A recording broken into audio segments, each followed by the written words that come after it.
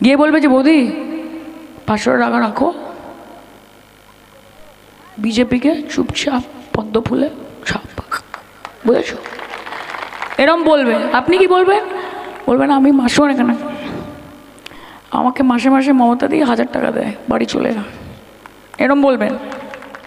আজকে লক্ষ্মীর ভাণ্ডার দিয়ে আমাদের মায়েদেরকে শক্তি প্রদান করছে মমতা বন্দ্যোপাধ্যায়। বিজেপি কি বলে জানো মা? বিজেপি বলে বাংলার মায়েরা তো সব ভিখিরি, দেখো 500 টাকা 1000 টাকা করে ছুড়ে দেয়, আর এরা সব লাইন দিয়ে গিয়ে দাঁড়িয়ে পড়ে ভিখিরির মতো। আরে আপনাদের কাছে তো এত টাকা আছে, আপনারা দিচ্ছেন না কেন? আপনারা দিন না, আপনাদের তো হাজার হাজার কোটি কোটি টাকা, আপনারা তো মানুষকে লুটে নিচ্ছেন, শুষে খাচ্ছেন। আপনারা দিন না, মায়েদেরকে গিয়ে দেবে, ভোটের আগে দেবে। গিয়ে বলবে যে বৌদি 500 টাকা রাখো, বিজেপিকে চুপচাপ পদ্ম ফুলে ছাপ, বুঝেছ?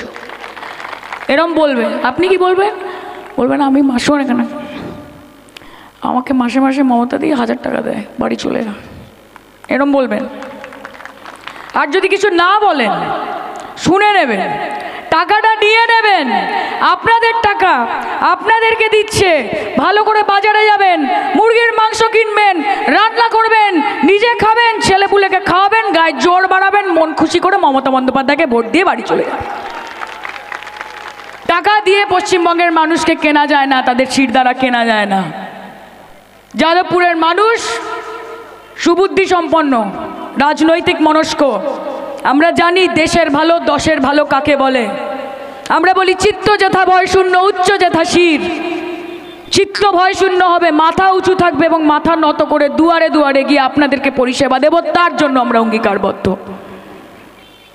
আমরা গঠনমূলক কাজ করব, আমরা উন্নয়নমূলক কাজ করব, আমরা মহিলাদেরকে এগিয়ে দেব,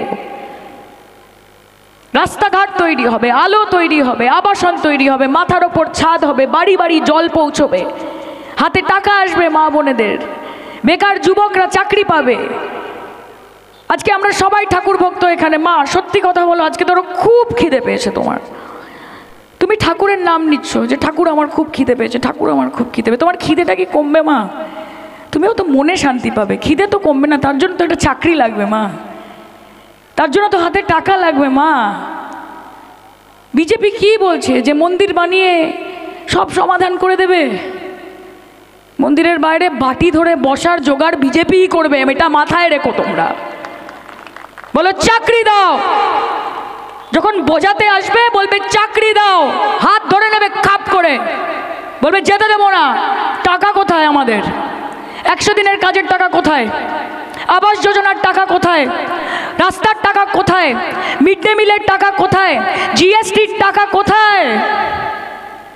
টাকা দাও, আমাদের ন্যায্য টাকা আমাদের ফিরিয়ে দাও, otherwise no vote to BJP. একটাও ভোট দেবেন না এই বিজেপিকে, একটাও ভোট দেবেন না। কথা দিন আমাকে আজকে এই মঞ্চ থেকে, বলুন দেব না।